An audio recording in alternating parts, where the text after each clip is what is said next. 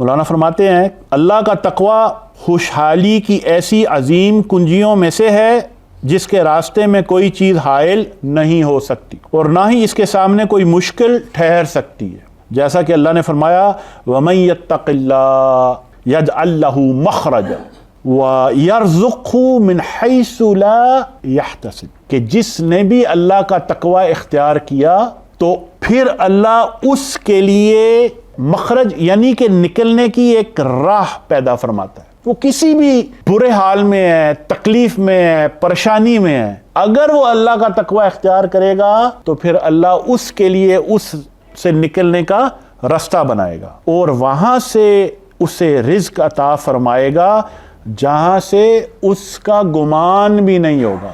اور پھر مولانا فرماتے ہیں کہ علامہ ابن کثیر نے فرمایا، ابن کثیر جانتے ہیں نا، بہت معروف ہمارے مفسرین میں سے ہیں، کہ جس نے اللہ کے احکامات پر عمل کرنے اور اس کی ممانتوں کو ترک کرنے میں تقوی اختیار کیا تو اللہ اس کے معاملے میں آسانی کا راستہ پیدا فرما دے گا اور اسے وہاں سے رزق دے گا جہاں سے اسے گمان بھی نہ ہوگا، یعنی ایسی جانب سے رزق آئے گا کہ کبھی اس کے بارے میں دل میں خیال تک نہ آیا ہوگا۔ سیدنا عبداللہ بن مسعود رضی اللہ عنہ نے فرمایا بے شک قرآن کی سب سے جامع آیت یہ ہے ان اللہ یأمر بالعدل والاحسان، بے شک اللہ عدل اور احسان کا حکم دیتا ہے۔ اور خوشحالی کے اعتبار سے سب سے بڑی آیت یہ ہے وَمَن يَتَّقِ اللَّهَ يَجْعَل لَّهُ مَخْرَجًا، اور جس نے اللہ کا تقوی اختیار کیا تو اللہ اس کے لیے تنگی سے نکلنے کی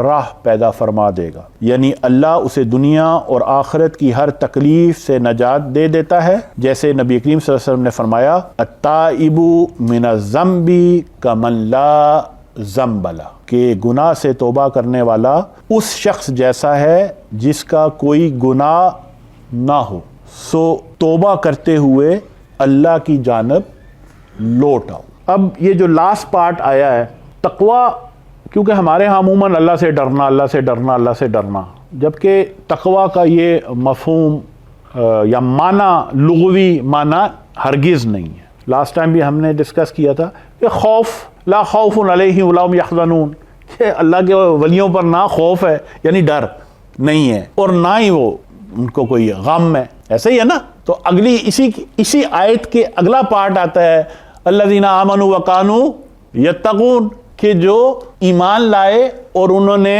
تقوی اختیار کیا۔ اب خوف اور چیز ہے اور تقوی اور چیز ہے۔ تقوی ہوتا ہے کہ بچنا، وقایا ہوتا ہے کسی چیز سے بچنا، وہ اللہ کہتا ہے اتقوا نار، کہ آگ سے بچو۔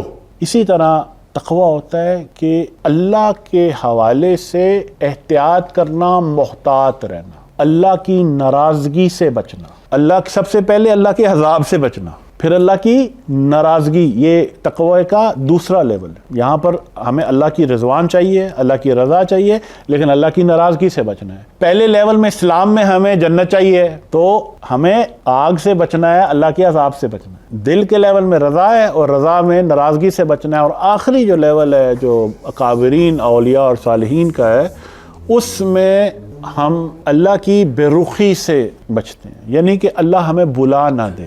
نسوا اللہ فنسیہم، انہوں نے اللہ کو بلا دیا اور اللہ نے انہیں بلا دیا۔ اور جس کو اللہ بھول جاتا ہے نا، یعنی اس کو اپنے حال پہ چھوڑ دیتا ہے، اس کو پیسہ بھی دو، اس کو صحت بھی دو، تاکہ وہ اپنے تکبر میں، اپنے گناہوں میں، اپنی اکڑ میں، اپنی عیاشی میں آگے سے آگے نکلے۔ اس کی روکو مت، اگر روکا تو ہو سکتا ہے تو وقت پر آ جائے۔ تو طغیانہم یا ماہوں، تو یہ اپنی سرکشی میں یہ حدیں کراس کر جاتے ہیں، اندھے ہو جاتے ہیں۔ یہ وہ صورت بنتی ہے کہ اگر اللہ نے ہمیں چھوڑ دیا اپنے حال پہ۔ اس سے وہ ایک بڑا ایسے واقعہ ہے، اب پرانے زمانے کا ہے، کہ وہ کوئی ولی تھا تو وہ دنیا سے کٹ کر اور عبادت کرتا، 500 سال اس نے عبادت کی۔ تو 500 سال کی عبادت کے بعد اللہ نے ایک فرشتے کو بھیجا اس کے پاس اور کہا کہ جاؤ اس بندے کو جا کے کہو کہ اللہ نے تیری تمام عبادتیں ٹھکرا دی ہیں، اللہ کو نہیں قبول۔ وہ فرشتہ گیا اس کے پاس جا کے تو اس کو کہتا ہے کہ میں اللہ کی طرف سے آیا ہوں اور تیرے لیے پیغام ہے تیرے رب کا کہ اس نے تیری ساری کی ساری 500 سال کی عبادت جو ہے وہ ریجیکٹ کر دی ہے۔ تو وہ اٹھ کے ناچنا اس نے شروع کر دیا۔ اب وہ ناچنا شروع کیا تو وہ فرشتہ تھوڑا سا کنفیوز ہو گیا، تو وہ فرشتہ سمجھا کہ شاید اس کو میری بات سمجھ نہیں آئی ہے۔ اس نے کہا بھائی جان میرے خیال میں آپ کو غلط فہمی ہوئی، میں کہہ رہا ہوں کہ ریجیکٹ کر دی ہے، نہیں قبول۔ اس نے کہا میں نے سن لی ہے۔ پھر بول، کیا میرے رب نے میرا نام لیا؟ تو پھر بول، کیا اس نے کہا کہ اس میرے بندے کے پاس جا، یعنی کہ میں اللہ کے ہاں ایگزسٹ کرتا ہوں۔ وہ اس میں نا ایک بلکہ کلام ہی کہوں گا میں اس کو، وہ ایک پنجابی کا شاید گانا ہے، وہ کہ جدوں ہولی جئی لینا میرا نام میں تھا مر جا ہے۔ تو وہ یہی بات ہے کہ اس کا میرا نام لینا اور میں فنا ہو جاتا ہوں۔ تو یہ وہ جو تقوی کا سب سے اعلیٰ ترین معیار وہ یہ ہے۔ سو ہر صورت میں کوشش کرنا کہ رب کی توجہ میرے سے ایک لمحہ بھی نہ ہٹے۔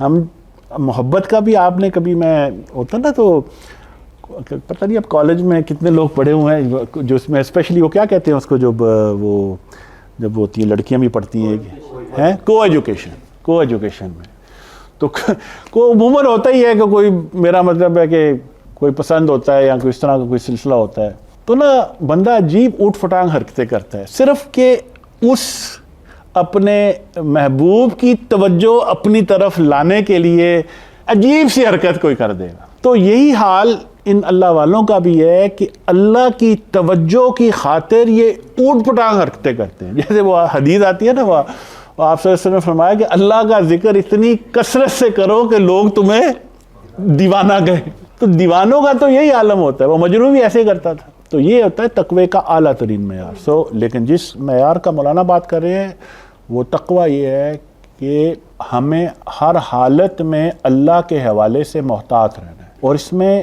عبادات کے علاوہ سب سے ضروری چیز ہے ہمارے معاملات، جو آپس کے ڈیلنگ ہوتی ہے نا۔ کیا مجھ سے کسی کا دل تو نہیں دکھ گیا؟ کیونکہ یہ ایسی چیز ہے جس کی بہت سخت پکڑ ہونی۔ کیا لین دین میں کسی کے 2 پیسے میری طرف تو نہیں رہ گئے؟ اس کو شاید یاد نہیں، بھئی مجھے تو پتا ہے نا۔ تو تقوی یہ چیز ہے کہ ہمہ وقت اس چیز کا احساس رہنا کہ وہ رب مجھے دیکھ رہا ہے اور اس کو ہر چیز کا پتہ ہے، اور اس لیے میں کوشش کروں کہ کسی کا حق نہ ماروں، کسی کے ساتھ ظلم نہ ہو جائے مجھ سے۔ یہ وہ چیز ہے جس کو تقوی کہتے ہیں۔ یہ بات سر تقوی کلیئر ہے؟ کہہ دینا جی اللہ سے ڈرو، انگلش میں نا اس کا ترجمہ بھی کرتے ہیں گاڈ کانشیس، جو انگلش میں عموماً ترجمہ ہوتا ہے نا تقوی کا، گاڈ کانشیس، کہ وہ جو ہمہ وقت اللہ کے حوالے سے باشعور ہے۔ ہمہ وقت اس کو یہ ہے کہ میرا رب دیکھ رہا ہے، میرا رب دیکھ رہا ہے، میرا رب دیکھ رہا ہے، میری زبان سے کوئی غلط لفظ نہ نکل جائے، والدین کے ساتھ بے ادبی نہ ہو جائے، بچوں کے ساتھ کوئی سختی نہ ہو جائے، بزرگوں کے ساتھ بھی بے ادبی، مطلب یعنی کہ ہمہ وقت وہ کانشیس ہے کہ میرے معاملات کیسے چل رہے ہیں۔ یہ چیزیں ہوتی ہیں، اور صوفیاء میں عموماً اسی لیے آپ نے دیکھا ہوگا کہ بہت زیادہ وہ صبر والے، تحمل مزاج ہوتے ہیں، مطلب برداشت بہت ہوتی ہے ان کی۔ آپ بیزتی بھی کرو گے، انہیں بہت کچھ کہو گے تو وہ اپنی ذات کے حوالے سے بہت کچھ برداشت کر لیتے ہیں اور آگے سے ریئیکٹ نہیں کرتے ہیں۔